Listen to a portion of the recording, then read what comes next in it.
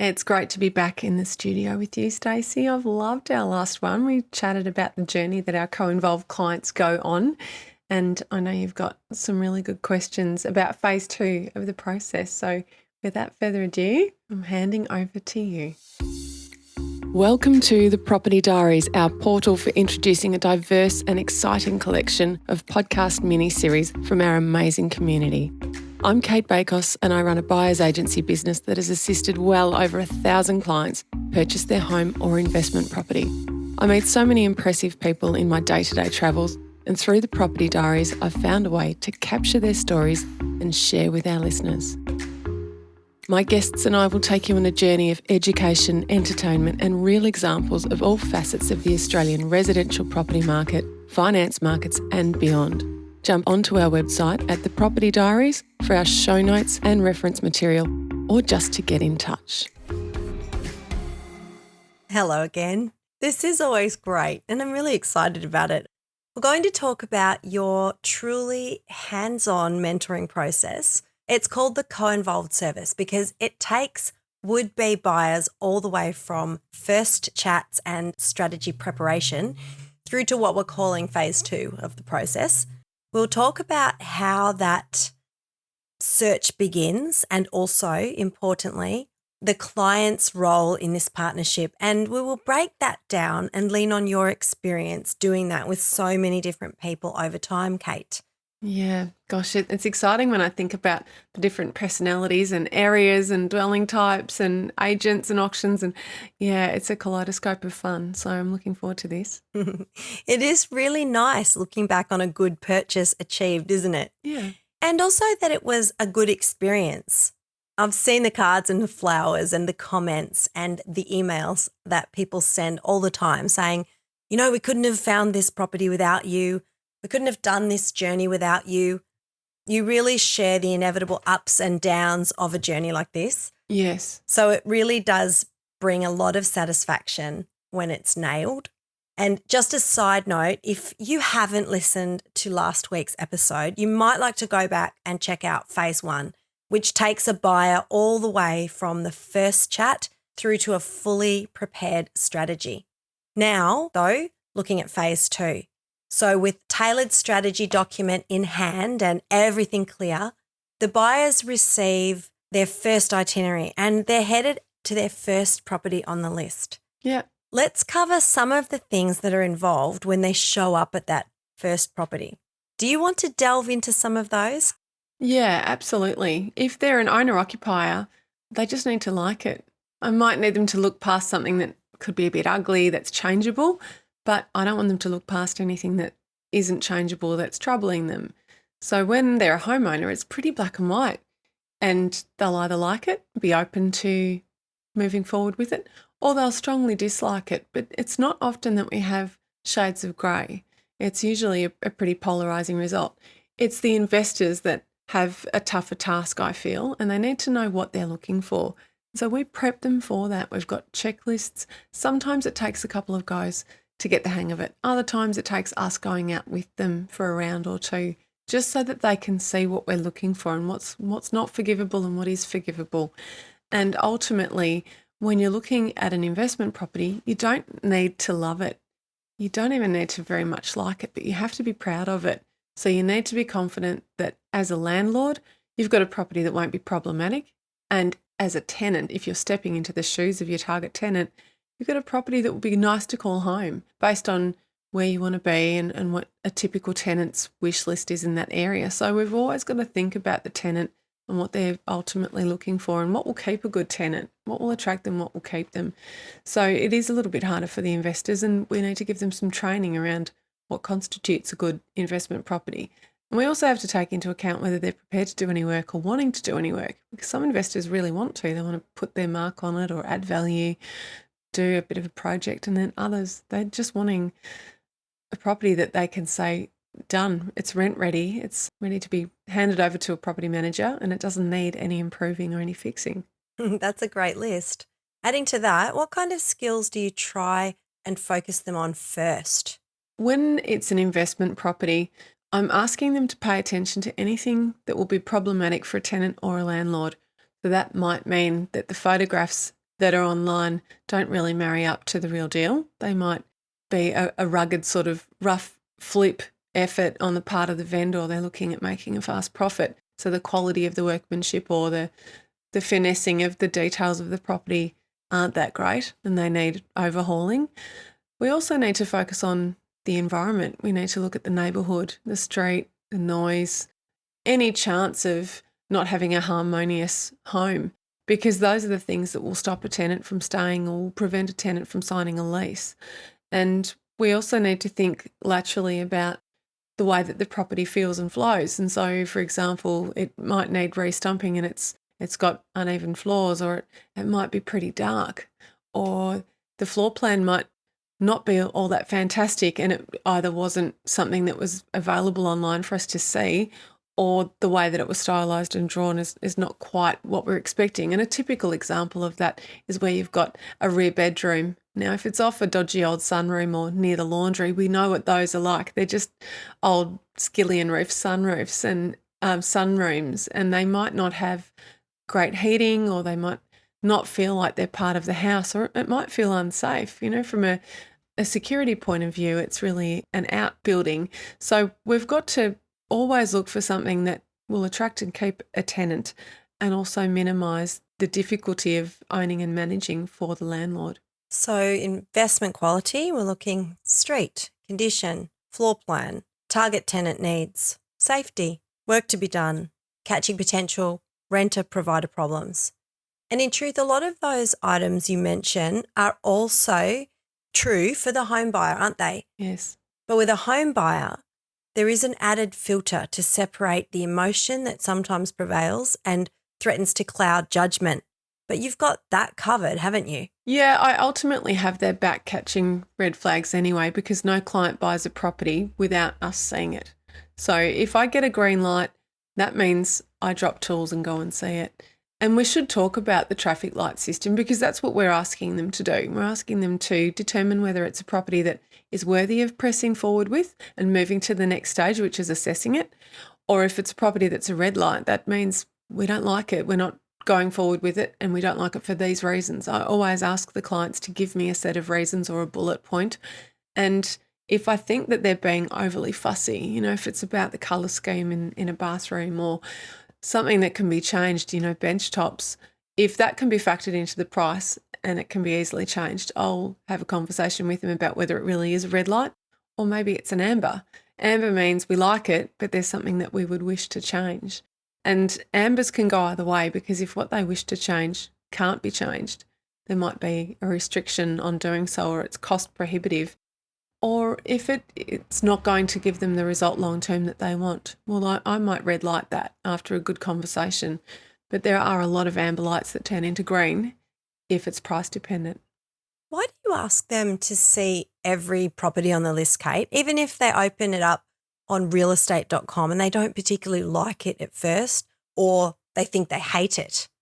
If they look at a picture online and don't like it, they're cutting themselves out of the opportunity of grabbing something that might present better than it photographs. I've been doing this long enough to know that the properties that look the most enticing and the most exciting can be the most disappointing, and vice versa. And a good example of that is when we go to Ballarat. If I've got a client in the car with me and we've shortlisted 10 properties to see in a busy day in Ballarat, that is how I tackle Ballarat these days. They'll always get that itinerary long before we go so that they can get excited, get their head around it, ask me a few questions, check the land size, all those sorts of things. And in the car, every time, without fail, they'll ask me what my favourite is. I will say the same thing each time. I used to pick favourites. I've learnt years ago not to do that anymore, because what I might think is my favourite could well disappoint me, and vice versa. And it's proven itself time and time again. Often the properties that are shortlisted, or the purchase property, is not necessarily the one that I thought would be the winning property. And you have to go and see them, because they don't always present like they photo. In fact, it's a reasonably unreliable measure. So the photos give you a hint, but they definitely don't give you everything. So for that reason, I want them to go and see the properties. And if nothing else, they might see the property, not really like it, and put it on the red pile because it's not quite suited to them. But when it sells, we also track the sale price so that they've got a bit of a register in their mind. It's a bit of a manifest. Yep, this one that we saw 2 weeks ago sold for X dollars, and this one that we thought would be over our budget wasn't for these reasons. So it's good for them to have that peg in the sand and they can really relate to what they're seeing. And I mentioned last week in our episode that it gives them a sense of perspective. And that's why we like them to go and see everything, because it can open their thoughts to other elements. It can sometimes take them by surprise in a really good way, or it just really firms up the things that they don't like. Yeah. Yeah. So in reality, because you've done this for so many years, it gives you the ability and familiarity to cut through what is out there, what is suitable and likely to fit when you see a property online.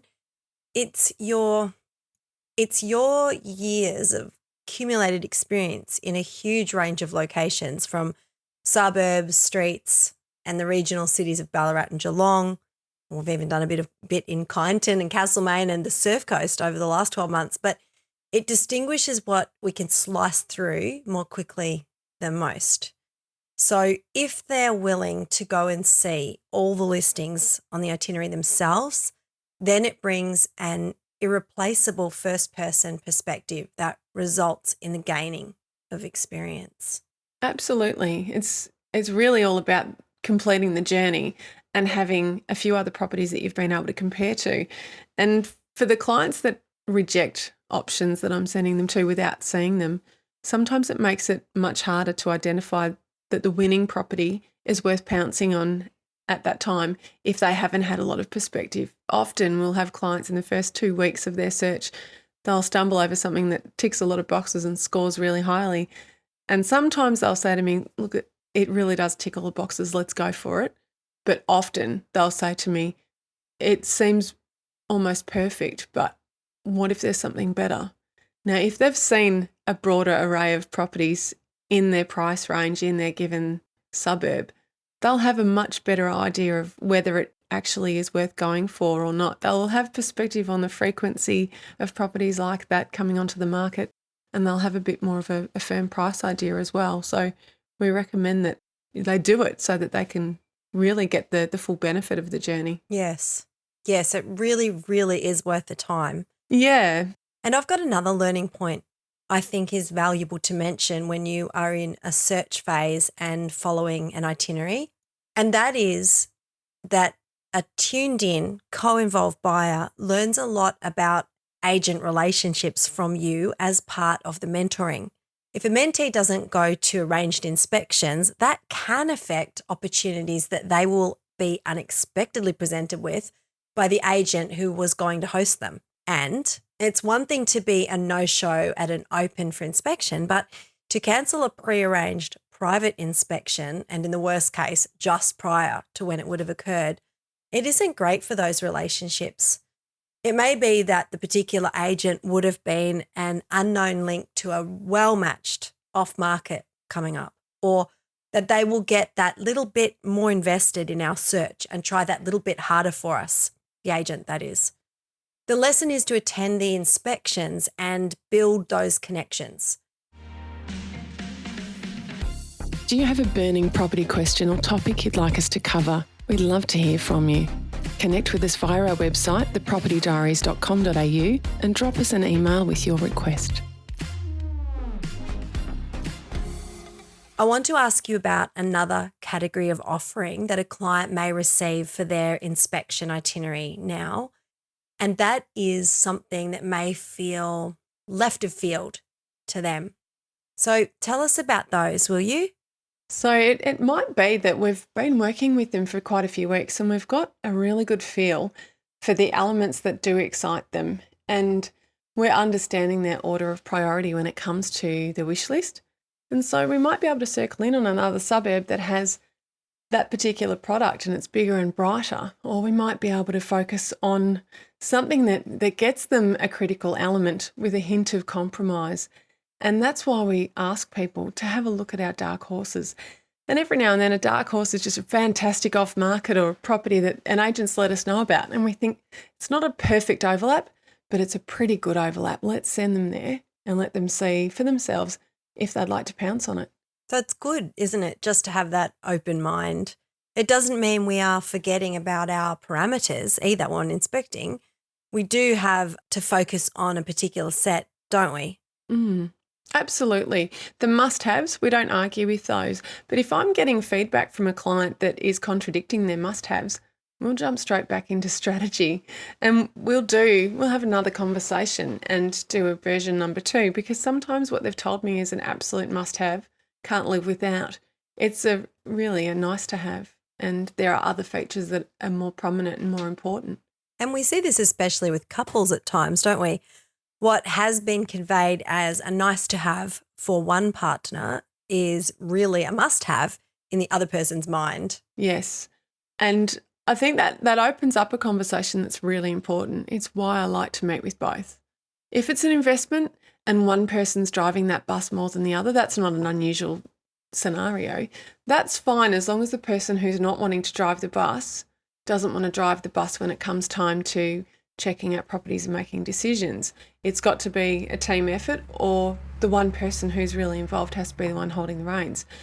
When it's a home though, I really need both involved, because it can be quite difficult when you've got a scenario where one person has given you all of the must-haves and the partner is knocking things back and they weren't present there at that meeting. We've had a scenario like that where it was quite difficult to pick out properties that would appeal to both, not having the full benefit of person number two's preferences. Yeah, it is. It's so important to have clarity on the real criteria for both actual stakeholders. What about when a client comes to you and they've got something they would like to put forward? I think bring it on. It's great to have that interaction. I'm not an advocate that says, hey, I'm doing all the searching and you're not going to play a role in this. It's great. But sometimes I'll be demonstrating to them why we're not going for that. You know, sometimes if it's too good to be true, it really is. I've had clients that, for example, here in Yarraville Village, we've got a few streets here in Yarraville that have an industrial zone.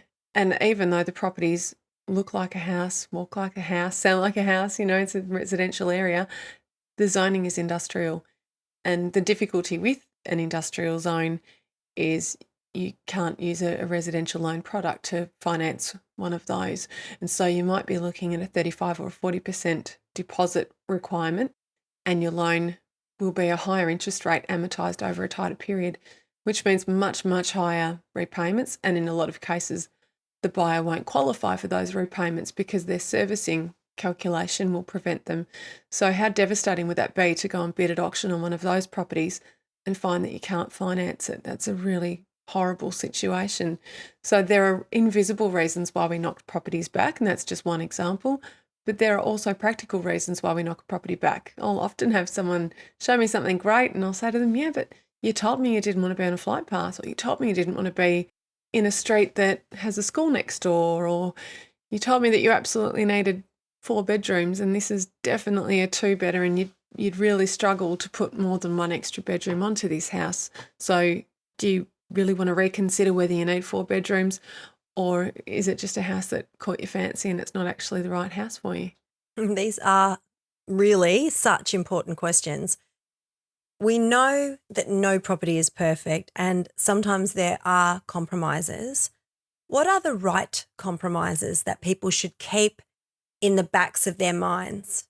The right compromise is something that can be changed in time and not for an overcapitalised amount of money. What you don't want to do is get a property that you feel you can retrofit and make good for you, but the cost of doing so soars beyond the resultant property's value.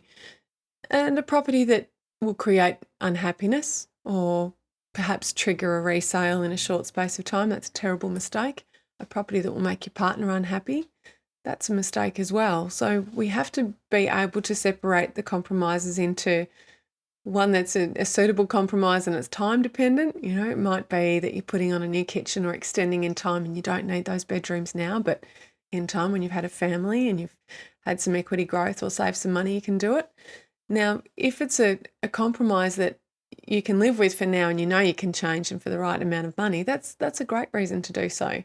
I think buying a property that won't give you at least 5 years of happiness is always something to rethink, because the cost of buying a property and then selling and then moving, you've got stamp duty, agents' fees, marketing costs. Sometimes if it's an investment property, capital gains tax, they're not the things that you want to take lightly. They can really change your financial position and create a bit of an issue for you in terms of losing value when it goes to trade up. Those are all things that you've seen happen. Yeah. How about the flip side on this one, Kate? What if quote unquote perfect property is found on the very first day of inspecting? It's a tough one. Yeah, we've had quite a few clients that have bought one of the first that they've looked at. We've had a lot of clients that have chosen not to. That's a very personal decision, and it's a conversation I often have. And it's hard to say to someone, hey, I've got the expertise and the experience to tell you that this is a great property, and your chances of finding one that scores this highly again is not super high. So there's a very good chance if you miss this opportunity and then you get a little bit of experience looking at other properties and you get that perspective we've talked about, you'll look back at this as a mistake and you'll wish that you went for it. So here I am telling you, I think you should go for it, because I'm fearful that you'll be really sad if you miss it, and then experience and perspective highlights that for you. But likewise, I understand if it's too early in the search, I don't want you turning around thinking, gosh, was I pushed, or should have I kept looking? Did I pounce too soon? So you've got to reconcile that yourself. And we have that conversation often. And the phrase that I often use is, if we let it go, I'm okay with that. And I need you to be okay with it as well. What I don't want you to do is let this property haunt you. Yes. Can I let that sink in for people for a second? Because that's the crux of it. It is okay not to go for it. They won't be pushed, but the deal is. Yep. They're not allowed to then keep bringing it up for the duration of the search and holding it up as the one they compare it to. Yeah, that's right. Additionally, as humans, we like to put our rose-coloured glasses on when we look back on something favourably, and that can really end up derailing future opportunities. Yes, and I'm really clear when I think, yeah, it's a high scorer and we won't easily be able to replicate that. I mean, another property will come along for sure, but we can't look over our shoulder and be remorseful about missing this one if we've made a decision that we didn't have enough experience and perspective to feel good about pouncing on it that early. Yes, very necessary advice. So when someone does decide that the search has finally unearthed the one, sometimes you really need to move fast. We do. What is the mindset that the client need to have at that point? We won't get someone to sign a contract until we're satisfied that we've done all of the analysis and due diligence. So they need to be reminded of that first and foremost. We're not about to skip important steps just to get an offer across the line really quickly. If we say that it can be done, we can do it. But then they've got to be prepared to pivot really quickly. And that literally means sign this DocuSign and get it straight back to me, not after dinner or when the kids are down or when you've got a gap in your day. That's the kind of thing that you need to say to your boss, I've got an urgent thing I need to deal with right now. And it doesn't take long to sign a contract that's put in front of you, but sometimes it's that critical. So it's a preparedness to move really fast. When there's decisions to be made, that really requires a good conversation with us, and it might be going through a building and pest inspection report and making that decision, yes, I'm satisfied with it, I'm happy to move forward, or it could be going unconditional. They're the things that you need to have absolute certainty about, because you can't unravel that once you've dropped a condition on your contract. So, for example, if you're subject to finance and your broker is saying, yeah, it looks pretty good, you really want to make sure that you've got that piece of paper. If that was important to you, you need to know your finance approval has come through and it's formally approved. So there are things that require decisions and conversations. And I think anyone who's looking at moving with stealth in a tough market needs to have their team around them, needs to know who they can talk to when the critical decision needs to be made, and they need to be prepared to prioritise that, make the time and move quickly. So many important points there. Can we talk about money matters for a minute, or more specifically budget matters? We touched on budget in the previous episode and how sometimes people cost themselves a lot of money in the long run or miss out on a great property because they actually withhold the full amount of money that they are in fact prepared to spend on this asset? Yeah, sometimes they withhold it from us or they withhold it from themselves. It's not always a deliberate attempt to not tell us what's going on. It's just that a lot of people have a figure in their mind that they're happy to spend, and anything above that is a bit more uncomfortable. Now, if it's too uncomfortable, don't spend it. But if it's there and it's in reserves and you're happy to spend it for the right property, you've got to remind yourself of that. You've probably got to let your advisor know that as well, because it's very difficult for us if we're working to a particular budget and our client has a wish list that is a fraction beyond that. It would have been better to know what the real budget was and deliver the wish list from day one. Yes. So let's summarize that.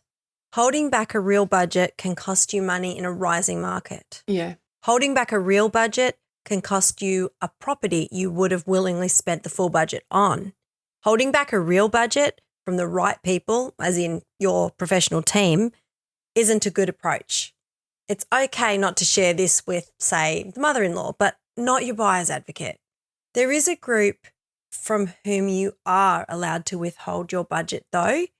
Despite being asked what your budget is, you don't need to reveal that to a vendor's agent.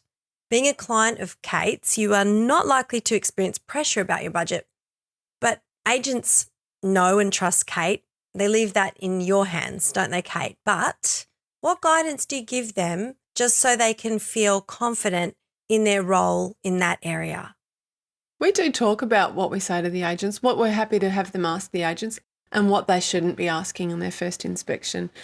And the reason for that is we want them to get the best out of their search experience, not give away information that they shouldn't be giving away. So, for example, the top of their budget or anything else that could be sensitive to them getting the best deal possible.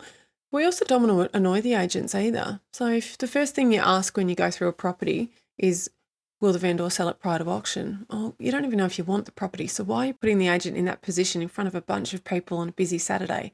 It's not the right question to ask. That's the question that we want to ask once we've seen the property and determined that it's the right one and that we want to go for it and that we think doing something prior to auction is the right move. It's not necessarily the best move. And also asking the agent why the vendor is selling, that's not always relevant, and asking them before you've digested the inspection experience and decided whether you want to go for the property. It's just a really nosy question. So there are lots of things that we will talk to the agent about. I say to everyone, if you see the property and you think it's a green light, let the agent know, hey, I've got interest and I'm working with Kate, and they're the people that we'd like you to call when you do your follow-up phone calls. It's okay to ask for a contract as well if you think that you've got interest in the property. What we don't want to do is collect lots of contracts. If it's a red light property, we don't need the contract. If the agent asks the buyer, what do you think of the property? If it's not for you and there's no one else in earshot, so you're not about to offend anyone, you can say to the agent, hey, it's not actually for us. It doesn't suit us for these reasons. This is what we're looking for. It's always okay to have that constructive feedback and discussion, but there are things we don't want them saying, and there are things that we don't think are a good idea to ask. So we run through that in the strategy guidebook with them. Okay, I have a little role play for you. I'll be Ms. Nosy Agent. Can I ask, what's your budget? Well, Kate's told me not to disclose my budget, but she's happy to chat with you directly about it. Okay, fine. Do you like the property? Yeah, very much so. I've got interest and Kate will be in touch. There you go. That's how it's done. When do you want to hear back from a client, Kate, after they've done their inspections? Let's assume they were on a Saturday. I want to hear from them on a Saturday or a Sunday, ideally. So not a Wednesday or Thursday next week. No, I'm already chasing them and telling them that their homework is late if we get to Tuesday. And the reason I want to know is not just because I want to plan my week, but if they really liked the property and I don't know that they liked it, the agent doesn't know that they liked it, the property might be sold. Or we might be put in that precarious position on a Tuesday when they send us through their late homework. Oh, by the way, we loved this one. I call the agent. The agent says, oh, okay, I wish I knew. We've got an offer on it. It's closing out at 5 o'clock. That puts us under enormous pressure, or it risks them missing out on the property. So the first thing I say is, I want your homework back on time. If it's a green light, I really want a phone call or a text message or an email on Saturday. I don't even need the detail, I just need the address. It gives me a chance to say to the agent, hey, we've got interest, don't you be selling it until I've seen through it. And the agents are great. They'll facilitate whatever they can when they have to move, but they need to know. And in terms of the detail, if it's a red light, I really need to know why. Because sometimes they're reading it wrong or they're being too tough on the property, or it's a critical issue that we hadn't discussed in the strategy meeting. So I've got another thing to add to their don't go there list. And that's valuable for me too. I don't want to be wasting their time with options that aren't suitable. If it's a green light, a little bit of a description around what they like is really helpful. But I generally know when I get to a green light, if they've loved it, I'll always say why. And if we've had a really good strategy session and I've been able to understand exactly what will excite them, I'll feel it when I get to that property as well. This is the true learning process for the co-involved client. It's sending in inspection feedback or results. It's really a part of the mental processing post-inspection. In this case, a client is doing it and handing it in. But if they're learning from the process and want to repeat this later on for a follow-up purchase, this is how they will continue to grow past this purchase. And it's also how to refine the search for both of you. So even if it's not a green, it's still really important to share their thoughts on it. But if it is a green light, they'll be moving into the learning related part or the buying part of the whole process. You'll be stepping in to show them how the critical due diligence is done, stepping them through that. Yeah, we always have a chat once I've seen a property, I've assessed it. If I get there and I think, yes, this is a green light, I'll do the full due diligence. We'll do the pricing analysis. If it's an investment property, we'll get independent rental assessments. We'll do everything. We'll check easements, covenants, the whole lot. The contract will be checked off. And when we're ready to sign a contract or bid at auction, we'll have a conversation about how I think they're best placed to move forward and what I plan to do. I'm not handing the reins back at that stage. Once they've done their inspecting phase, I'm holding the baton again. And so we talk through why I'm doing what I'm doing and why I recommend things the way that I do. Every single scenario is different. It might be putting in a swift offer and going through to boardroom auction. It might be keeping our powder dry and preparing for auction. So there's lots of ways that we go about trying to get the acquisition underway. Yes, there's so much learning. Yes. I hope that what we've gone through in this phase 2 discussion has really made a difference for people who are wanting to get the most out of this experience. If they plan to take up the co-involved service or if they're doing it now, because it's just an awesome experience. Most people don't buy property too many times over their years. The chance to outline this process as a co-involved client in detail will hopefully help them to get the most out of it. Oh, thank you. It is a very nurturing service and it's end to end. So even after the big magic day where you've signed the contract and executed the contract, we are still there all the way to settlement, doing all of the post-sale stuff as well, which is really important. That's when Renee comes onto the scene and really holds someone's hand all the way to the finish line, which is settlement day. And, it could be beyond that if it's an investor, and we make sure that property manager is engaged and that things are on track for finding the tenant. There's a lot to it. And I think anyone that's been on this journey, whether it's a short one or a long one, would argue that they've learnt a lot. Well, absolutely. I know I did. Yeah, you sure did. And I know there's lots of recent examples of people that we've helped, and it's really great when it all clicks together. Yeah, it's been so much fun, Stacey. I'm so glad that we agreed to do this. So thank you for this wonderful myriad of notes. It's been awesome. I'll see you next time.